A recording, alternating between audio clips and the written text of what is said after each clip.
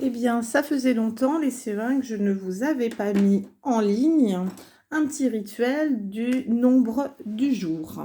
Alors, aujourd'hui, je vous propose le nombre 576.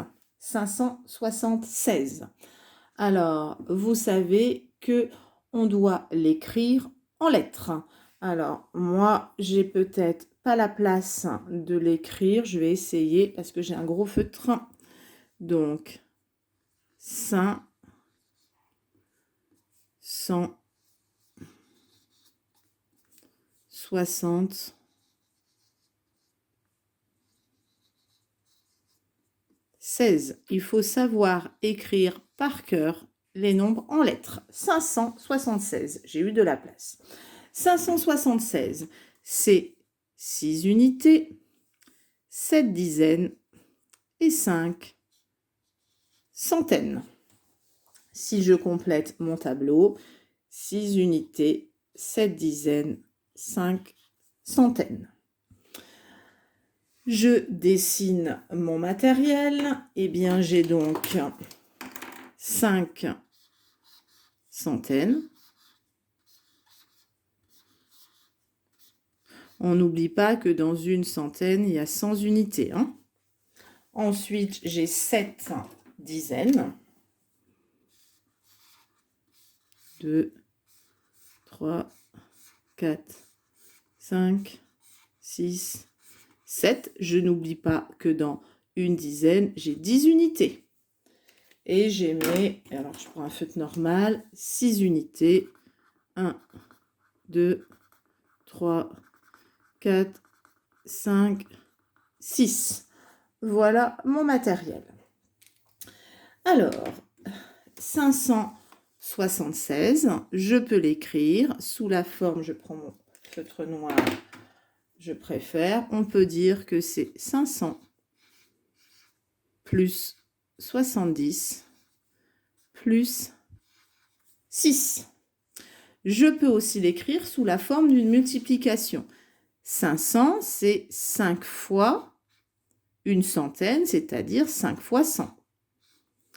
Plus 70, c'est 7 fois 7 dizaines, 7 fois 7 dizaines, c'est-à-dire 7 fois 10. Plus 6 fois 1. Est-ce que ça rentre? Oui, parce que j'ai 6 fois une unité. Ensuite, on peut dessiner la monnaie. Eh bien, un billet de 500, ça existe.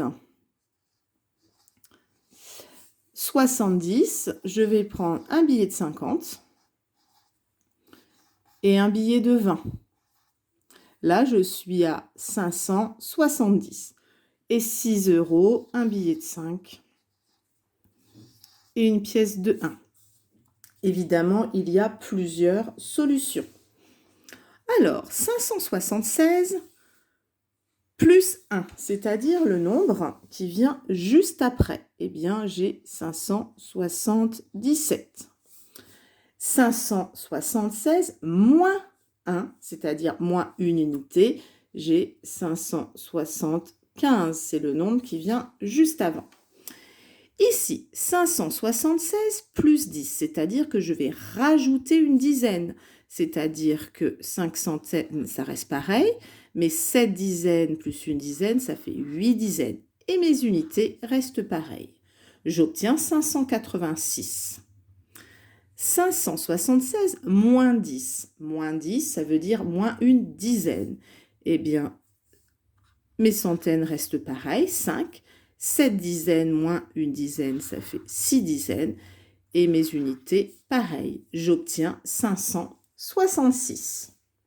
Maintenant, pour finir, on nous demande 576 moins 100. Ça veut dire moins une centaine. Eh bien, 5 centaines moins 1, ça fait 4 centaines. Mes dizaines, j'en ai toujours 7. Et mes unités, 6. J'obtiens 476. 576 plus 100, ça veut dire plus une centaine. Eh bien, 5 centaines plus une centaine, ça fait 6 centaines. Et mes dizaines et mes unités restent pareilles. 676. Je peux encadrer, tiens, je peux dire que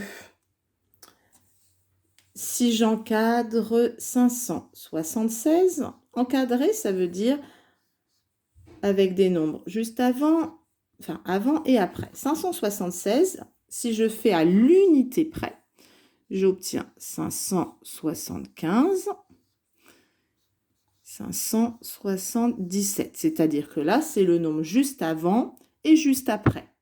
Là, il y a... Ici, on a enlevé une unité. Ici, on a ajouté une unité. 576, je peux l'encadrer entre deux dizaines qui se suivent et je vais utiliser ces résultats ici. Plus 10, moins 10. Je peux dire que 566 est plus petit que 576 et plus petit que 586. Et je peux encadrer entre deux centaines qui se suivent. Je peux dire que 576, eh bien, il est entre 476 et 676. Vous voyez? Ensuite, pour finir, eh bien, je peux dire que 576 tient entre des centaines. Il y a celle-là. On peut dire que 576, c'est entre 500 et 600. Plein d'encadrements possibles. Et bien voilà pour notre nouvelle activité du jour sur le nombre 576. Et ça fait du bien de refaire ce petit rituel. À bientôt!